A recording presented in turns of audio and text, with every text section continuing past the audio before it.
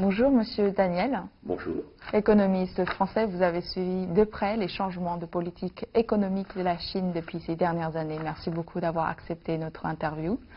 Il y a les deux sessions plénières des institutions consultatives et législatives du PCC qui vont commencer le 3 et le 5 mars à Pékin. Ces deux sessions vont ouvrir un nouveau chapitre pour l'économie chinoise. Quelles seront les attentes pendant ces prochaines années? Je crois que l'expression de nouveau chapitre est une très bonne expression. Effectivement, la Chine rentre dans une nouvelle phase de sa croissance économique. D'abord, la réorientation de la croissance plus vers la consommation intérieure et le niveau de vie de la population, le pouvoir d'achat de la population, et moins vers l'investissement.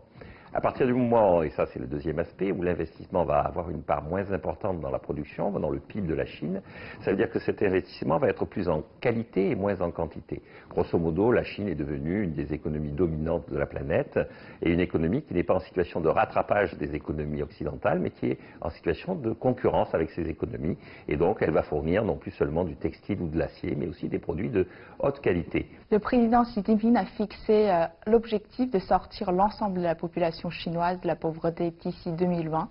Qu'est-ce que vous en pensez de cette promesse? Alors je trouve que c'est assez normal et assez louable de sa part. Normal dans la mesure où l'essence même du régime, le Parti communiste chinois avait pris le pouvoir pour réduire la pauvreté, pour améliorer la situation des plus pauvres. Et c'est louable dans la mesure où le Parti communiste chinois a su garder son objectif tout en changeant l'outil. Il a abandonné l'étatisation, la planification, le mode d'organisation de l'économie issu de l'Union soviétique des années 30.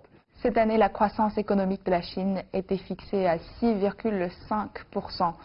C'est un chiffre jugé trop ambitieux par beaucoup d'analystes. Qu'est-ce que vous en pensez? Moi, je ne trouve pas que ce chiffre soit si ambitieux que ça. C'est-à-dire que c'est beaucoup moins qu'à une certaine époque.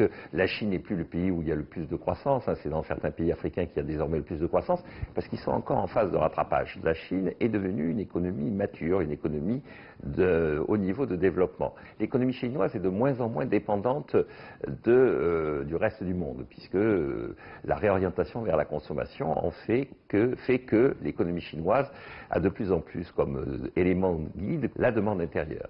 Or, et là on arrive au deuxième élément, cette demande intérieure, elle est portée par le déficit budgétaire, donc les 6,5% sont tout à fait plausibles. Question: combien de temps cela pourra durer? Parce que si c'est la politique budgétaire et le déficit budgétaire et les finances publiques qui portent la croissance, comme il faudra assez vite corriger, il est possible que les 6,5% soient valables pour cette année, mais ambitieux pour les années à venir.